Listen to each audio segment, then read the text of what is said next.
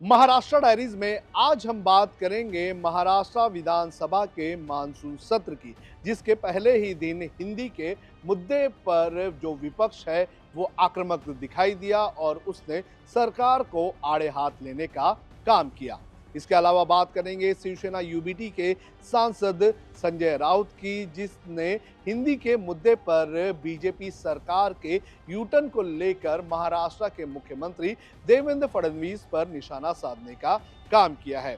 इसके अलावा हम बात करेंगे एआईएमआईएम के मुखिया असदुद्दीन ओवैसी की, जिन्होंने बांग्लादेश और बांग्लादेशियों के घुसपैठ के मामले पर महाराष्ट्र सरकार और केंद्र सरकार को घेरने का काम किया है। चलिए विस्तार से इन तीनों खबरों पर चर्चा करेंगे। नमस्कार, आप देख रहे हैं लोकमत हिंदी। मेरा नाम है सोनू कनौजी।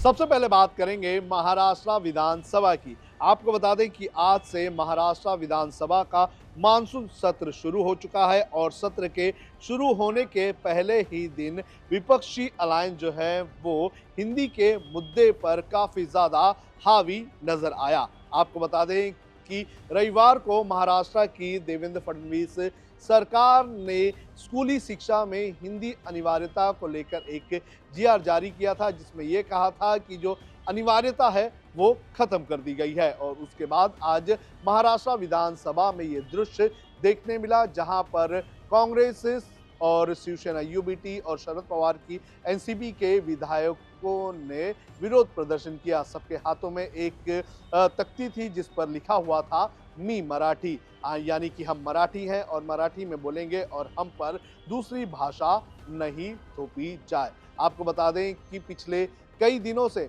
महाराष्ट्र में जो मराठी बनाम नॉन मराठी का मुद्दा चल रहा था और इसी कड़ी में नेशनल एजुकेशन पॉलिसी के तहत तीसरी भाषा के तौर पर स्कूली शिक्षा में हिंदी को अनिवार्य किया गया था। लेकिन जब स्कूलें शुरू हुई तो स्कूलों में हिंदी को अनिवार्य किया गया और इसको लेकर बड़े पैमाने पर राज ठाकरे की महाराष्ट्र नवनिर्माण सेना, उद्धव ठाकरे की शिवसेना ने बड़े पैमाने पर विरोध प्रदर्शन किया। और इस विरोध प्रदर्शन को देखते हुए सरकार कहीं ना कहीं इस बात को लेकर चिंता में आ गई कि अगर ये विरोध प्रदर्शन सड़क पर बड़े पैमाने पर उतरता है तो सरकार के लिए मुश्किल हो सकता है। और इसी को देखते हुए सरकार ने अपना ये फैसला वापस ले लिया। और उसके बाद आज जब विधानसभा का सत्र शुरू हुआ तो विपक्ष ने अपनी ताकत और अपनी जीत दिखाने का काम किया है और इसी के चलते विपक्ष जो है आज विरोध प्रदर्शन करता हुआ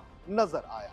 महाराष्ट्र में हिंदी अनिवार्यता को लेकर जिस तरह से बवाल चल रहा था, उसको लेकर राज ठाकरे की महाराष्ट्र नवनिर्माण सेना ने 5 तारीख को मुंबई के गिरगांव चौपाटी पर हिंदी के विरोध में एक बड़ा आंदोलन करने की बात कही थी। और इस विरोध प्रदर्शन में बड़े पैमाने पर शिवसेना यूबीटी और विपक्षी दल भी शामिल होने के लिए राजी हो गए थे। और इसी के बाद महाराष्ट्र की फडणवीस सरकार ने एक जीआर जारी करके हिंदी की अनिवार्यता को रद्द करने का फैसला ले लिया। और उसी के बाद अब इस 5 तारीख को क्या होगा, इसको लेकर कई सारे सवाल उठने लगे हैं और इसका जवाब शिवसेना सांसद संजय राउत की तरफ से दिया गया।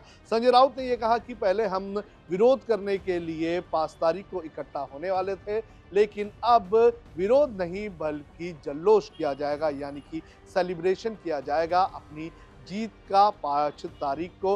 हालांकि जगह अब तक तय नहीं हुई है कि कहां पर किया जाएगा। अब भी सुनिए किस तरह से बैकफुट पर आई देवेंद्र फडणवीस की सरकार पर हमला करने का काम संजय राउत की तरफ से किया गया है। इस जो है राष्ट्रीय धोरण, तो यही धोरण के साथ महाराष्ट्र में लोग काम कर रहे हैं, झूठ बोल रहे हैं। अरे भाई, उद्धव ठाकरे जी ने कोई एक रिपोर्ट बनाया है माशेलकर कमेटी का, तो सामने लाइए ना। हम बार बार बोल रहे हैं कि आप कार्यक्रम है, आप सामने लाइए। एक कमेटी का रिपोर्ट सामने आया है, वो कैबिनेट में रखा है, क्या चर्चा नहीं हो सकती? आपने हिंदी जबरदस्ती के बारे में, हिंदी सख्ती के बारे में कैबिनेट में चर्चा की है ना, इसलिए की है कि वो नेशनल पॉलिसी है। अगर कोई नेशनल पॉलिसी राज्य के सामने आती है तो उसके ऊपर चर्चा करना जरूरी होता है। देवेंद्र फडणवीस 3 बार मुख्यमंत्री बन गए, क्या उनको इतना भी नॉलेज नहीं है? ठाकरे बहन को पहचानने के लिए कोशिश की, फडणवीस मंत्री को मिल रहे थे, दादा भुसे राष्ट्रवादी का एक भी आमदार नहीं था। किस तरीके से देखते हो सर आप चीज को? कहीं ना कहीं डिफरेंसेस लाने की कोशिश की गई थी ठाकरे ब्रांड में सर उस दौरान। कोशिश तो बहुत करेंगे, लेकिन ठाकरे ब्रांड कभी खत्म नहीं होगा इस महाराष्ट्र में। ये ब्रांड है, ब्रांड था और ब्रांड रहेगा। इसीलिए तो आपको इस मामले में, हिंदी शक्ति के मामले में आपको पीछे हटना पड़ा है।